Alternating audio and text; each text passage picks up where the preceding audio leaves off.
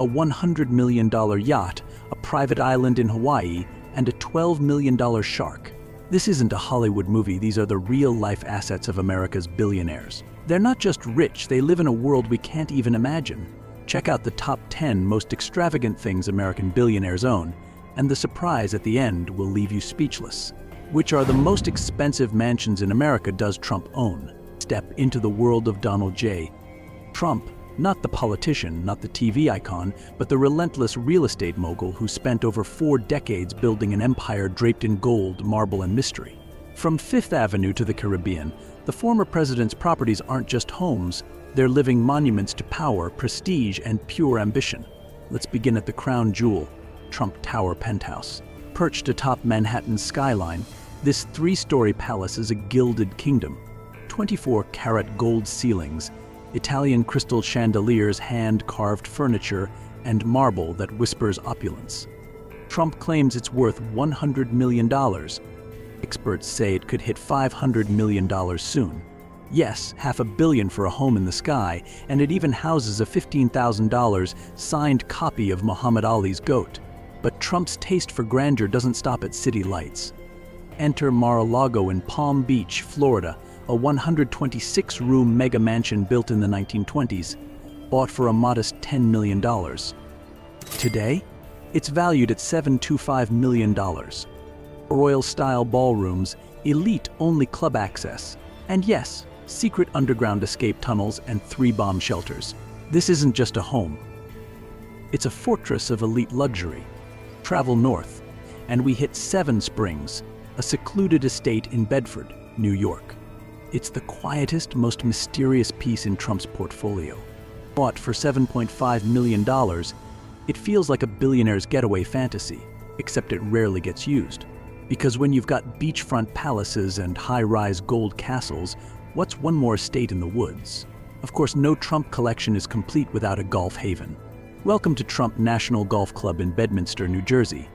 Estimated value, $25 million, with brand equity that adds millions more. This is where Trump wined and dined world leaders, and likely sealed deals the public will never know. Then there's Trump Vineyard Estates in Charlottesville, Virginia, over 1,300 acres of grape-laden hills, a boutique hotel, and a wine operation so expensive it claims to be the largest vineyard on the East Coast. Price tag around $30 million.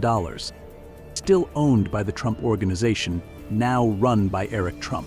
Every sip here screams status. Not to be outdone, Trump once owned the Chateau des Palmiers in St. Martin, a beachfront Caribbean retreat with 2 mansions, private tennis court, and tropical luxury only the ultra-rich can afford. Listed at $28 million, slashed to $16 million, it's unclear if he sold it. But it proves one thing, Trump's reach knows no borders. And let's not forget the legendary flip, Maison de l'Amitié in Palm Beach. Bought for $41.3 million from a bankruptcy sale, sold to Russian billionaire Dmitry Rybolovlev for a jaw-dropping $95 million. That's not real estate, that's artful profit. Even in Beverly Hills, Trump made his mark, snagging a property for $7 million and selling it for $13.5 million. Each property isn't just a home, it's a statement of influence, of aspiration. Whether you admire him or not, one thing's for certain, no one builds an empire quite like Donald J. Trump. And his real estate, it's not just valuable, it's unforgettable. Comment Trump if you like him. But Trump's empire isn't just built on marble and gold. Underneath it all is a garage roaring with horsepower and pure ego. Let's open the doors. Trump's $5 million garage, the Beast. The Lambo, a $24,000 gold motorcycle. Let's start with the crown jewel of presidential protection, the Beast. While technically owned by the government, this $1.5 to $2 million armored Cadillac One limousine became synonymous with Trump's time in office. But don't be fooled by its limo silhouette. This is a rolling fortress. Bomb-proof, bulletproof, built to withstand chemical attacks. If someone dares get too close, the door handles can electrocute intruders. Yes, shotguns, grenade launchers, even anti-ambush countermeasures. But Trump's obsession with custom rides didn't begin at the White House. Rewind to 1988, Cadillac created the one-of-a-kind Trump Golden Series limousine. Only 2 were ever made, and one now sits at the Volo Auto Museum like a mechanical relic of 1980s excess.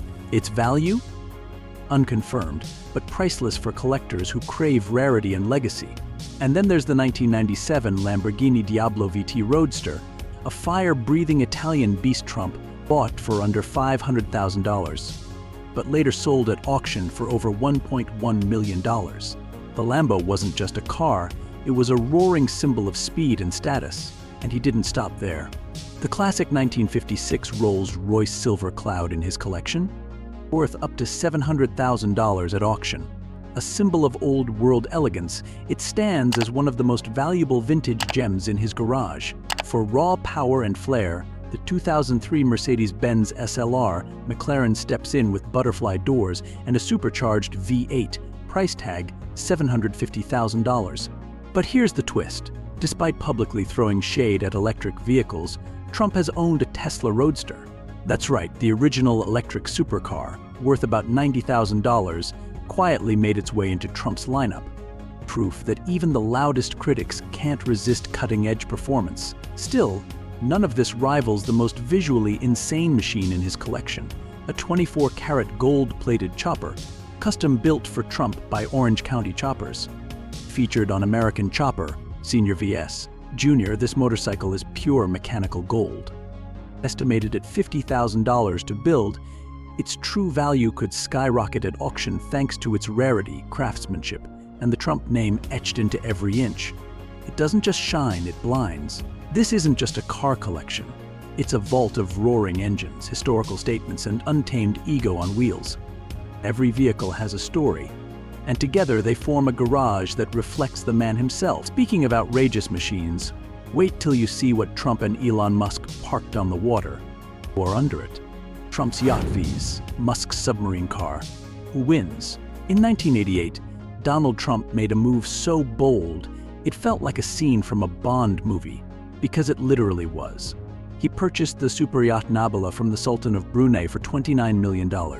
This wasn't just any yacht. Built in 1980 for Saudi arms dealer and billionaire Adnan Khashoggi at a staggering $100 million, the vessel starred in Never Say Never Again. When Trump took ownership, he didn't just add his name, he rewrote its identity. Renamed Trump Princess, he spent another $10 million outfitting the ship with every decadent touch imaginable: an on-deck swimming pool, sauna, cinema, dance floor, private elevator, even a mini-hospital, and a helipad boldly marked with the unmistakable T. It wasn't a yacht, it was a floating fortress of excess. But in 1991, facing financial strain, Trump sold the vessel to Saudi Prince Al-Walid bin Talal for about $19 million. Today, the yacht sails under a new name, Kingdom 5KR, but its legacy as Trump's ultimate floating power play remains unforgettable. Now, let's pivot to Elon Musk, the man who dreams in rocket fuel and reinvents entire industries. Unlike Trump, Musk doesn't own a yacht. He's even said he rarely takes vacations, but even titans like him unwind sometimes. In 2022, cameras caught him lounging on the luxurious Zeus yacht in Mykonos, Greece. Yet while he may not invest in floating palaces, Musk's idea of luxury is something far more surreal. Enter the Lotus Esprit, the actual submarine car from the 1977 James Bond film The Spy Who Loved Me. When this cinematic icon went to auction, Musk didn't blink. He dropped nearly $1 million to bring it home. But what he discovered wasn't exactly what Hollywood had promised. The car had no wheels, just a few glued-on fins and a propeller. It was little more than a movie prop. So instead of treating it as memorabilia, he committed to a bold transformation, turning it into a real amphibious vehicle. The cost? A jaw-dropping $100 million investment to make the Bond car functional on land and underwater, because if there's one thing Musk can't resist, it's making fiction real. In the world of billionaires, money isn't about comfort, it's about statements. Trump's yacht screamed opulence. Musk's submarine car whispers obsession with the future. So who wins? That depends on what you value more, gold-plated grandeur or turning sci-fi into something real.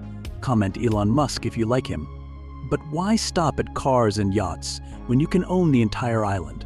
Let's see how the super-rich turn paradise into personal kingdoms.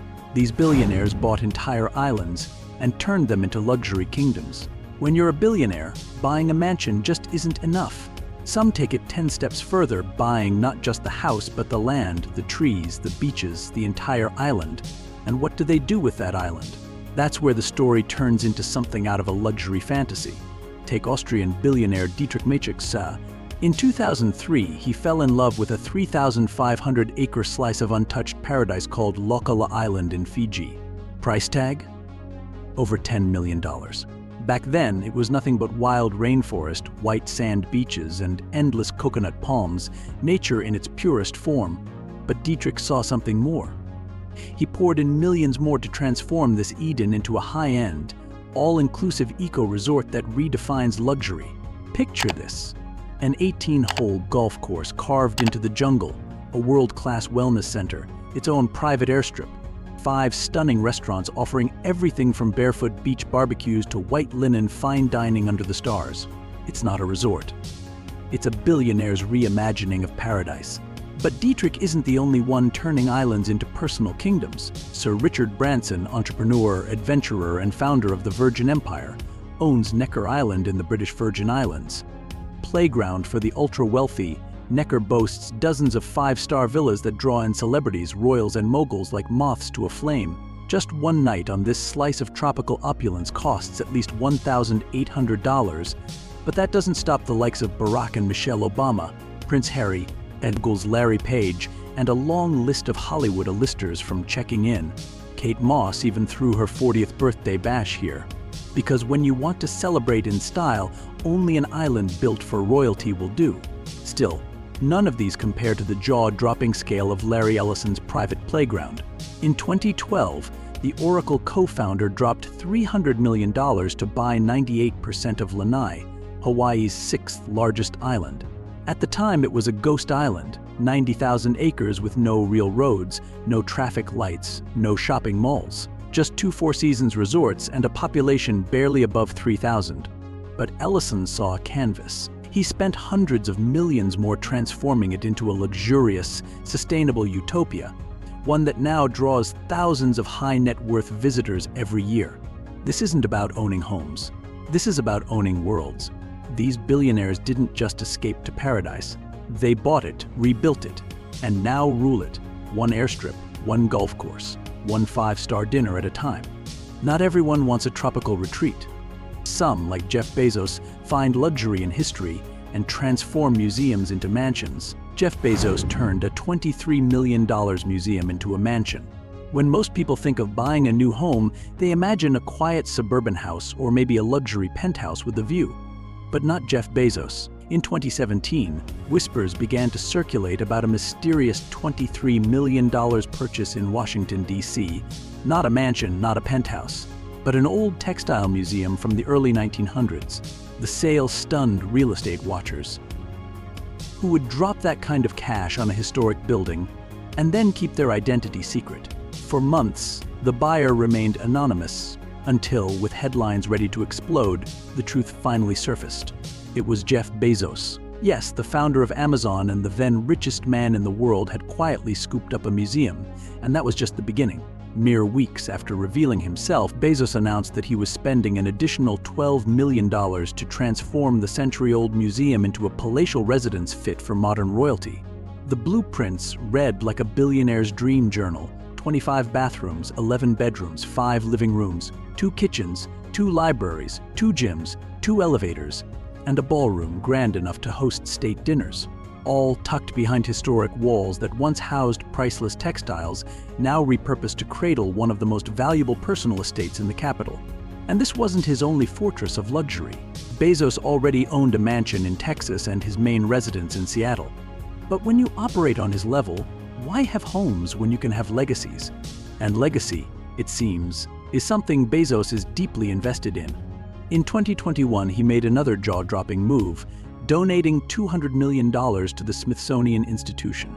Of that, $130 million was dedicated to the creation of the Bezos Learning Center at the National Air and Space Museum, right there in Washington, D.C. It's the largest gift in the museum's history, and a powerful reminder that while Bezos builds homes, he also builds history.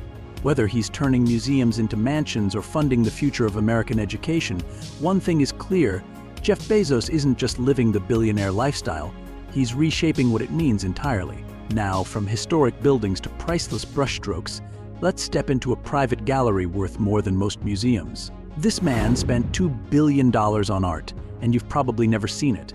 Enter David Geffen, the elusive co-founder of DreamWorks and one of the most powerful figures in the entertainment industry. But behind the scenes, Geffen isn't just producing blockbusters. He's curating a private treasure trove that could rival national museums. Geffen's art collection isn't for the public. It's for passion, legacy, and perhaps a touch of quiet dominance in the world's most exclusive circles. Tucked away in private spaces, his gallery includes works by legends like Jackson Pollock and William de Kooning. Paintings so rare, so fiercely sought after, they don't just hang on walls, they command rooms. Over the years, Geffen has dropped hundreds of millions acquiring these masterpieces, each one handpicked like a crown jewel. And today, that collection is valued at more than $2 billion. It's not loud, it's not flashy, but it's powerful. Because when you can own a painting that once defined an era, when your living room holds more cultural value than some museums, that's a different kind of billionaire flex. David Geffen didn't just buy art. He built a legacy in brushstrokes and canvas, hidden behind closed doors, known only to the elite. And that, perhaps, is the ultimate statement of wealth. And if you thought billionaires only collect houses and art, think again. Some collect pets, very exotic ones. Steve Jobs had parrots. Steve Cohen bought a $12 million shark. When you're ultra-wealthy in America, your idea of a pet stretches far beyond golden retrievers and koi ponds. For the elite, animal companions are rare, exotic, and often cost more than a luxury car. Take Steve Jobs, for example. The tech visionary wasn't just obsessed with innovation, he also had a deep love for exotic birds. His private collection included rare macaws and other avian treasures flown in from around the world. Jobs didn't just collect them, he invested millions into building a personal sanctuary to care for them with precision and care that matched his approach to product design. But even that level of eccentricity pales in comparison to what hedge fund titan Steve Cohen did. Because collecting exotic birds is one thing, buying a shark is something else entirely. And not just any shark, this was a 14-foot tiger shark suspended in a custom tank filled with alcohol and formaldehyde. Not in an aquarium, not in a public exhibit, but as a private, multi-million-dollar statement piece. In 2004, Cohen, whose net worth exceeds $25 billion, acquired the now legendary work of contemporary art titled The Physical Impossibility of Death in the Mind of Someone Living. The shark had originally been commissioned in 1991 by art collector Charles Saatchi for just $93,000, but when it caught Cohen's eye, the price tag exploded. Though the final sale amount remains undisclosed, industry insiders place it at a jaw-dropping $12 million. It's not just a shark, it's a symbol, it's a conversation. Because for billionaires like him, luxury isn't just about living large, it's about blurring the line between art, obsession, and the surreal. And when your pet is a $12 million shark, you're no longer just rich, you're in a league of your own. Now let's zoom in on the wrist, because for some of these billionaires, time doesn't just fly, it shines with diamonds. What $100 million in watches looks like. Mayweather and Jay-Z. When billionaires want to flex, they don't just buy cars or yachts, they wear power on their wrists. And no one does it louder than Floyd Money Mayweather. With a jaw-dropping collection worth over $100 million, Mayweather's watches are pure spectacle. His crown jewel?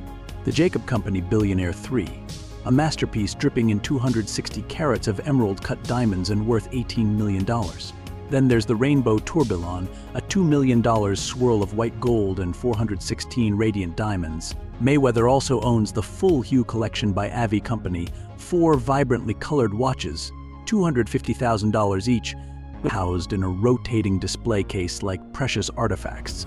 And because one flex isn't enough, he gifted himself a one-of-one.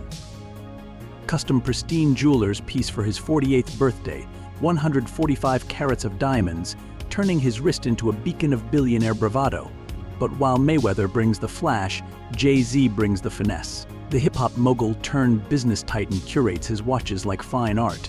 His Patek Philippe Grandmaster chimes 6300G, crafted in white gold with 20 complications, commands $2.2 million.